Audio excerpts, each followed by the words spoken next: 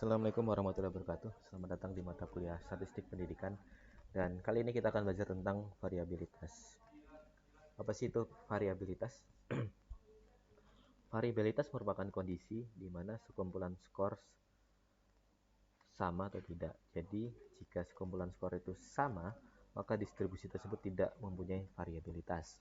Besar kecilnya variabilitas merupakan gambaran tentang penyebaran distribusi. Nah, nanti teman-teman akan dijelaskan tuh bagaimana kalau variabilitasnya besar, bagaimana sih kalau data itu variabilitasnya kecil, itu menunjukkan penyebaran distribusinya seperti apa. Nah, yang pertama, variabilitas memberikan indikasi bagaimana tingkat akurasi rata-rata dalam menjelaskan distribusi. Jika variabilitasnya kecil, kemungkinan kemudian seluruh skor mengumpul dan setiap skor mendekati rata-rata, maka rata-rata sampel representatif untuk seluruh distribusi skor.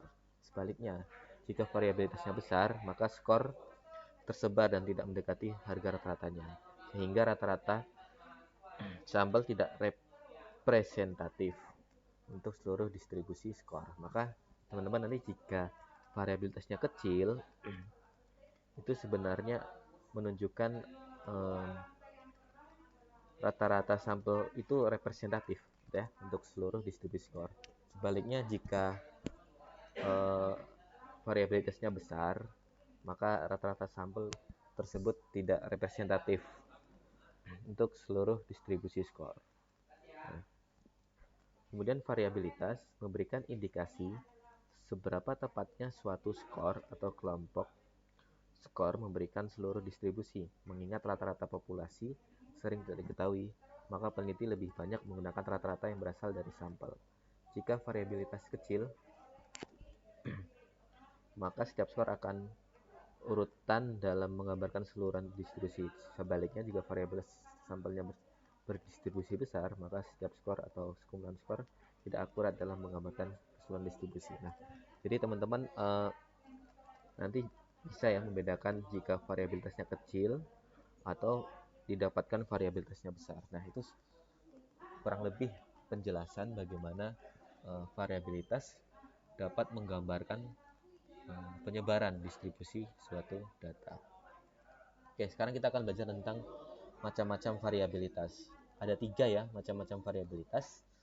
Yang pertama adalah range, yang kedua adalah interquartile range, dan yang ketiga adalah standar deviasi. Range pertama adalah perbedaan antara skor terbesar dan skor terkecil. Rumus mencari nilai range yaitu skor terbesar dikurangi skor terendah, skor tertinggi dikurangi skor terendah. Kemudian interquartile range merupakan perbedaan antara kuartil pertama dengan kuartil ketiga. Ya, kuartil adalah batasan yang membagi distribusi frekuensi menjadi 4 besar sama. Dengan demikian maka dapat ditentukan 3 buah kuartil dalam distribusi frekuensi. Nah, nanti kita akan lebih spesifik belajar tentang ini, standar deviasi atau teknik range dan interquartile range. Merupakan perhitungan variabilitas yang masih kasar sehingga jarang digunakan untuk melakukan perhitungan variabilitas.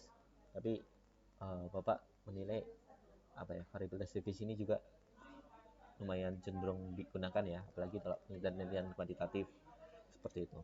Perhitungan variabilitas yang tingkat keakurasinya lebih baik digunakan adalah teknik standar deviasi. Standar deviasi dilambangkan dengan SD. Rumus umum standar deviasi adalah sebagai berikut, yaitu SD sama dengan sigma x kuadrat, akar sigma x kuadrat dibagi n. Teman-teman ya, dimana SD ini adalah standar deviasi, sigma x kuadrat adalah jumlah deviasi yang telah dikuadratkan, kemudian n ini adalah banyaknya angka atau nilai. Nanti kita akan belajar untuk persamaannya. Misal ya teman-teman menghitung standar deviasi dari data mentah. Misalkan data yang diperoleh adalah sebagai berikut: 10 orang mahasiswa dengan nilai ujian semester untuk mata kuliah statistik pendidikan adalah sebagai berikut, yaitu siswa dengan nama A nilainya 50, siswa B nilainya 50, siswa C nilai 60, dan seterusnya. Nah, ini jumlahnya 10 mahasiswa. Dan apabila nilainya dijumlahkan, seluruh mahasiswa adalah 610. Gimana sih kita mencari standar deviasinya? Langkah yang pertama, teman-teman, kita harus mencari mean atau nilai rata-rata yang terlebih dahulu. Mudah ya teman-teman mencari mean, yaitu jumlah keseluruhan nilai dibagi banyaknya data, yaitu sigma X dibagi N, yaitu 610 nih ya, dibagi 10. Maka nanti dapatkan 61. Yang kedua, setelah tadi mendapatkan nilai meannya teman-teman, yang kedua adalah menghitung deviasi masing-masing nilai variabel dengan rumus X kurang MX.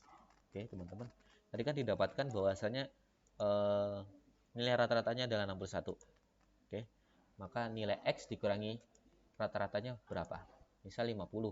50 dikurangi 60 minus 11. Oke. 50 dikurangi 60 minus 11. 60 dikurangi 61. Sorry, ini 61 ya, bukan 60. Adalah min 1. 65 dikurangi 61 plus 4. Seterusnya, ini nggak perlu plus juga nggak apa-apa. Maka nanti jika dijumlahkan, ini hasilnya harus sama dengan 0. Nah, teman-teman. Jika ini semua dijumlahkan, hasilnya harus sama dengan 0. Jika tidak 0, berarti ada yang salah dari perhitungan teman-teman. Oke, mungkin 0 belakang komanya kurang, dan seterusnya. Ini adalah langkah kedua. Oke.